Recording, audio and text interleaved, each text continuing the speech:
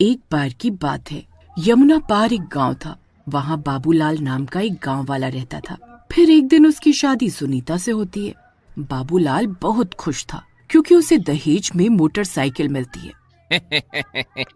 वाह वाह, मेरी तो लॉटरी लग गई। अरे नहीं नहीं, मोटरसाइकिल मिल गई। मेरे खड़ूस बाप ने तो मुझे दिलवाई नहीं। अरे कम से कम मेरे ससुर ने तो मेरे दिल की आवाज सुन ली। अरे वाह वाह, ससुर जी आपकी जय हो जय हो। फिर सुनीता उसे खिड़की पर खड़ी देख रही होती है। अजी, रात के 12 बज गए हैं, अब अंदर भी आ जाइए। मोटरसाइकिल को ही चमकाते रहेंगे या मेरी तरफ भी ध्यान देंगे? आज हमारी शादी की पहली रात है जी, अंदर आइए ना, मैं कब से आपका इंतजार कर रही हूँ। हाँ हाँ भाग्यवान, अरे अभी आया। बाबूलाल बहुत खुश था, लेकिन उसे क्या पता था कि उस रात उसकी जिंदगी बदलने वाली है। फिर बाबूलाल घर के अंदर चला जाता है। वहीं पास के जंगल से एक तांत्रिक गुजर रहा होता है। उसके हाथ में एक लोटा होता है। उस लोटे के अंदर उसने एक चुड़ैल को पिछले 20 सालों से कैद किया होता है। तभी उस तांत्रिक का पैर एक पत्थर से टकराता है और वो लोटा उसके हाथ से नीचे गिर जाता है और टूट जाता है। तभी वो चुड़ैल आजाद हो जाती है। अरे नहीं, यह मैंने क्या कर दिया? हे भगवान, अब क्या होगा? तभी वो तांत्रिक डर के मारे वहां से भाग जाता है। आखिरकार मैं आजाद हो ही गई। तभी वहां से एक मोटरसाइकिल वाला गुजरता है। चुड़ैल को सामने खड़ा देखकर वो डर जाता है और उसकी मोटरसाइकिल पेड़ से टकरा जाती है। अरे ये चुड़ैल कहाँ से आ गई? उस चुड़ैल को देखकर वो गांव वाला अपनी मोटरसाइकिल वहीं छोड़कर भाग जाता है। अरे रुक, भागता कहाँ है? मुझे बहुत प्यास लगी है। तेरा खून पीकर मैं अपनी प्यास बुझाऊंगी। रुक डरपोक। फिर वो गांव वाला भागता हुआ जंगल की ओर चला जाता है। अरे ये भी गया। मुझे बहुत प्यास लगी है, अब मैं अपनी प्यास कैसे बुझाऊं? तभी चुड़ैल को मोटरसाइकिल से गिरे हुए पेट्रोल की खुशबू आकर्षित करने लगती है। अरे वाह, कितनी प्यारी खुशबू है। ये क्या चीज है? फिर चुड़ैल नीचे मुंह करके जमीन पर पड़ा हुआ पेट्रोल चाटने लगती है। इसका स्वाद तो खून से भी अच्छा है। ये क्या चीज है? जो भी है बहुत बढ़िया है। फिर चुड़ैल मोटरसाइकिल की टंकी का पूरा पेट्रोल पी जाती है। मजा आ गया। फिर चुड़ैल और ज्यादा पेट्रोल की तलाश में गांव पहुंच जाती है। गांव में किसी के पास भी कार नहीं होती, बस कुछ चुनिंदा लोगों के पास मोटरसाइकिल होती है। फिर चुड़ैल की नजर बाबूलाल की नई नवेली मोटरसाइकिल पर पड़ती है। फिर वो उसकी मोटरसाइकिल के पास बैठ जाती है और मोटरसाइकिल का पेट्रोल पाइप निकालकर पेट्रोल पीने लगती है। मजा आ गया। फिर चुड़ैल पूरी पेट्रोल की टंकी खत्म करके वहां से आगे बढ़ जाती है। वहीं बाबूलाल अपनी पत्नी के साथ कमरे में बैठा होता है। दहेज में मोटरसाइकिल मिलने की खुशी में वो फूला नहीं समा रहा होता। अरे सुनीता, आज मैं बहुत खुश हूँ। मेरे प्यारे ससुर जी ने मेरा बचपन का सपना पूरा कर दिया। वाह वाह। अजी अब बस भी कीजिए, कितनी खुशी मनाएंगे। अरे सुनीता, मुझे रहा नहीं जा रहा। पता नहीं कब सुबह होगी और कब मैं मोटरसाइकिल को पूरे गांव में घुमाऊंगा। अजी सुबह होने का इंतजार क्यों करना? अगर आप चाहो तो हम अभी घूमने जा सकते हैं। चलिए एक चक्कर लगा कर आते। वाह वाह, अरे तुमने तो मेरी मुंह की बात छीन ली। चलो जल्दी चलो।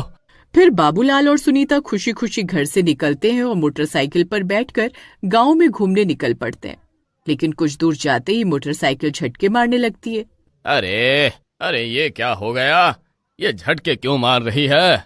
अजी आपको मोटरसाइकिल चलानी तो आती है ना, ठीक से चलाइए, ये झटके क्यों मार रहे हैं? तभी मोटरसाइकिल झटके मारते मारते रुक जाती है।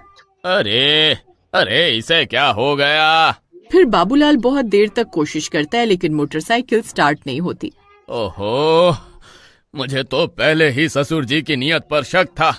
पता नहीं क्या खटारा मोटरसाइकिल दी है, कुछ कदम चलते ही खराब हो गई। हाँ अजी खबरदार, अगर मेरे पापा के बारे में कुछ भी कहा तो मुझसे बुरा कोई नहीं होगा। अरे अब इस मोटरसाइकिल को खटारा नहीं कहूँ तो क्या कहूँ? कुछ कदम चलने पर ही खराब हो गई। सस्ता मॉडल खरीदा है ससुर जी ने पैसे बचाने के अरे नास मिटे, तू साइकिल पर ही सही था। तुझे तो मोटरसाइकिल दिलवानी नहीं चाहिए थी। मैं कल ही पापा को फोन करके मोटरसाइकिल वापस भिजवा दूंगी, फिर चलाना अपनी खटारा साइकिल। अरे प्रियतम, तुम तो नाराज हो गई। अरे मैं तो मजाक कर रहा था। फिर बाबूलाल मोटरसाइकिल हिलाकर देखता है तो उसे टंकी से पेट्रोल की आवाज नहीं आती। लगता है पेट्रोल खत्म हो गया है। ओहो, लगता है ससुर जी ने सिर्फ 10 रुपए का ही पेट्रोल डलवा कर दिया था, तभी 10 कदम भी नहीं चली। फिर जैसे तैसे वो मोटरसाइकिल को धक्का मारकर वापस घर ले आते हैं और थके हारे सोने चले जाते हैं। वहीं दूसरी तरफ चुड़ैल पेट्रोल की तलाश में पूरे गांव में घूम रही होती है। आज तो मजा आ गया, कल फिर आऊंगी। फिर सुबह होने पर बाबूलाल मोटरसाइकिल को जैसे तैसे पेट्रोल पंप पर लेकर जाता है और पेट्रोल टैंक फुल करवाता है और अपने काम पर चला जाता है। फिर आधी रात होने पर चुड़ैल दोबारा गांव में आती और बाबूलाल की मोटरसाइकिल का पूरा पेट्रोल पी जाती। फिर अगले दिन सुबह होने पर बाबूलाल मोटरसाइकिल स्टार्ट करने की बहुत कोशिश करता है, लेकिन वो स्टार्ट नहीं होती। फिर वो मोटरसाइकिल को हिलाकर देखता है। अरे ये क्या, अभी कल ही तो टंकी फुल करवाई थी। अरे इतने जल्दी खाली कैसे हो गई? फिर वो दोबारा पेट्रोल पंप जाता है और पेट्रोल फुल करवाता है। फिर अगले दिन चुड़ैल फिर आती है और पूरा पेट्रोल पी जाती है। फिर रात होने पर सुनीता और बाबूलाल खिड़की से छुपकर मोटरसाइकिल पर नजर रखने लगते हैं। तभी थोड़ी देर में चुड़ैल वहां आती है और मोटरसाइकिल के पास आकर बैठ जाती है और पेट्रोल पीने लगती है। ये देखकर उनकी आंखें फटी की फटी रह जाती हैं। चुड़ैल, अरे ये चुड़ैल कहाँ से आ गई गांव में, और ये पेट्रोल क्यों पी रही है? अरे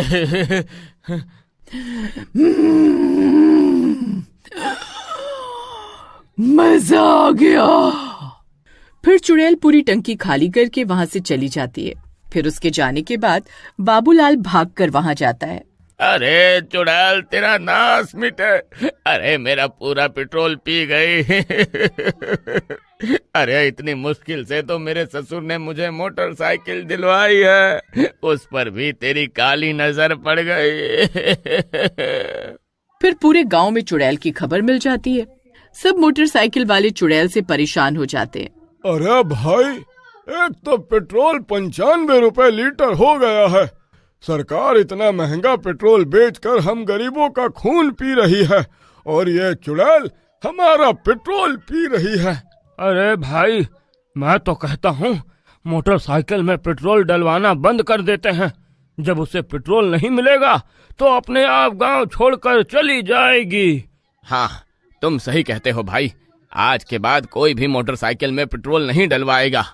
फिर रात होने पर चुड़ैल वापस गांव में आती है।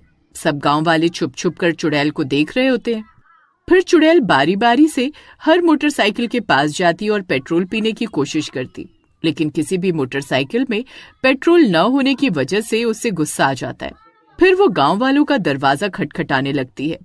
ए गांव वालों, खोलो दरवाजा, अब मैं तुम्हारा खून पीकर अपनी प्यास बुझाऊंगी। अरे मर गए रे। अरे ये दाव तो हम पर ही उल्टा पड़ गया रे। अरे अब ये नास मिट्टी चुड़ैल तो पेट्रोल की जगह खून पीने की बात कर रही है। अरे अब क्या होगा? अजी आप घबराइए नहीं, मेरे पास एक तरकीब है। फिर सुनीता खिड़की पर जाती है और चुड़ैल से माफी मांगती है।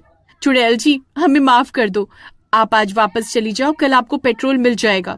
ठीक है, मैं जा रही हूँ, लेकिन मैं कल फिर आऊंगी। हे भगवान, अरे ये किस मुसीबत में फंस गए हम।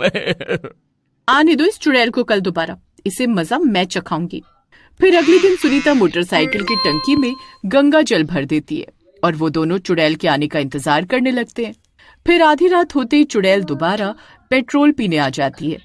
अच्छा हुआ तू आ गई चुड़ैल, अब तुझे मजा आ जाएगा। फिर चुड़ैल पेट्रोल समझकर गंगा जल पी जाती है। गंगा जल पीते ही उसकी हालत खराब हो जाती है और वो तड़पने लगती है। अरे कमबख्त, तो ये क्या पिला दिया मुझे? ये पेट्रोल नहीं, गंगा जल था। गंगा जल? अरे नहीं। चलो, अब तुम्हारी मुक्ति का समय आ गया है। फिर चुड़ैल जलकर राख हो जाती है और उसे मुक्ति मिल जाती है।